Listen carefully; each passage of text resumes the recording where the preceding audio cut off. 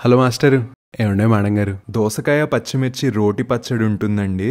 కారం ఇష్టపడే వాళ్ళకి సూపర్ ఐటమ్ ఇది. ఎలా చేయాలో చాలా సులభంగా చెప్పేస్తా, ఫాలో అయిపోండి. జలుబు చేసిన వాళ్ళు ఈ పచ్చడి కలుపుకొని తినండి, ముక్కులు క్లియర్ అయిపోతాయి. నీట్ గా కంచం పెట్టుకొని కొంచెం రోటి పచ్చడి వేసుకోండి. వేడి వేడి అన్నంలో రోటి పచ్చడి నెయ్యి కలుపుకొని తింటుంటే ఆ పచ్చిమిర్చి కారం దోసకాయ ముక్కలు పంటి కింద నలుగుతూ కారం కారంగా పుల్ల పుల్లగా భలేగా ఉంటుందనుకోండి. చెప్పడం మర్చిపోయా, ఆ కారానికి కంట్లో నుండి నీళ్లు వస్తున్నా గానీ అన్నం అంతా ఖాళీ అయిపోతుందండి. ముందుగా ఒక గుప్పెడు పచ్చిమిరపకాయల్ని తుంచుకొని పక్కనుంచుకోండి. పచ్చడి పిల్లలు తింటారనుకుంటే పచ్చిమిర్చిని కొంచెం తగ్గించుకోండి. దోసకాయతో ఏ వంటకం చేయాలనుకున్నా మొదటి చేయాల్సిన పని ఏంటంటే దాని రుచి చూడటం. దోసకాయ చేదు లేకపోతేనే ముందుకు ప్రొసీడ్ అవ్వాలి. దోసకాయని సన్న ముక్కలుగా కోసుకొని పక్కనుంచుకోండి. దోస గింజలు ఇష్టం ఉన్న వాళ్ళు అవి కూడా యాడ్ చేసేసుకోండి. అదే చేత్తో కొంచెం కొత్తిమీర సన్నగా కోసుకొని పక్కనుంచుకోండి. ఒక నిమ్మకాయ సైజు ఉన్నంత చింతపండుని మంచినీళ్లలో నానబెట్టేయండి. బాణలిలో నూనె వేడెక్కంగానే కొంచెం జీలకర్ర,